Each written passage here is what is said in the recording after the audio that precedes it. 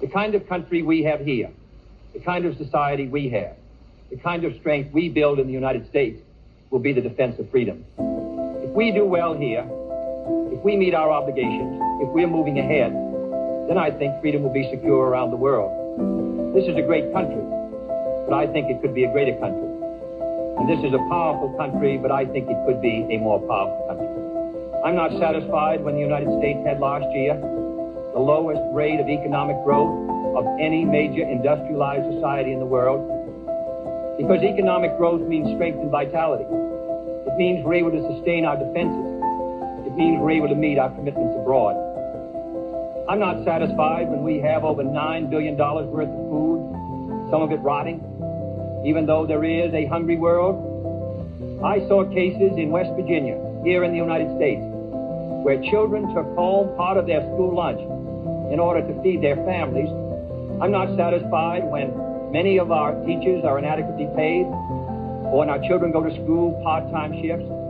I think we should have an educational system second to none. I'm not satisfied when we are failing to develop the natural resources of the United States to the fullest. I'm not satisfied until every American enjoys his full constitutional rights. If a Negro baby is born, and this is true also of Puerto Ricans and Mexicans in some of our cities, he has about 1/2 as much chance to get through high school as a white baby. He has 1/3 as much chance to get through college as a white student. He has about 1/3 as much chance to be a professional man, about 1/2 as much chance to own a house.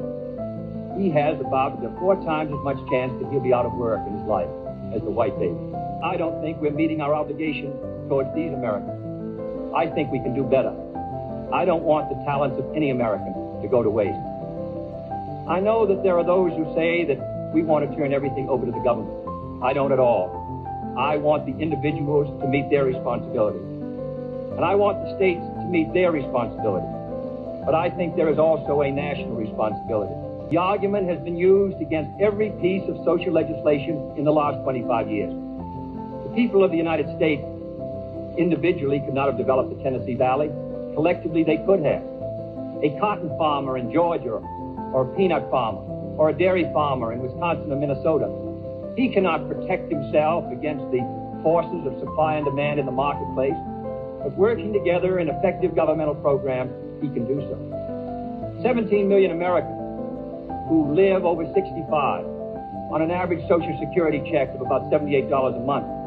They're not able to sustain themselves individually, but they can sustain themselves through the Social Security system. I don't believe in big government, but I believe in effective governmental action. And I think that's the only way that the United States is going to maintain its freedom. It's the only way that we're going to move ahead.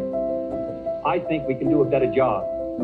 I think we're going to have to do a better job if we are going to meet the responsibilities which time and events have placed upon us. We cannot turn the job over to anyone else. If the United States fails, then the whole cause of freedom fails. And I think it depends in great measure on what we do here in this country. The reason Franklin Roosevelt was a good neighbor in Latin America was because he was a good neighbor in the United States. Because they felt that the American society was moving again. I want us to recapture that image. I want people in Latin America and Africa and Asia to start to look to America, to see how we're doing things, to wonder what the President of the United States is doing, and not to look at Khrushchev or look at the Chinese communists. That is the obligation upon our generation. In 1933, Franklin Roosevelt said in his inaugural that this generation of Americans has a rendezvous with destiny. I think our generation of Americans has the same rendezvous. The question now is, can freedom be maintained? I think it can be. And I think in the final analysis, it depends upon what we do here. I think it's time America started moving again.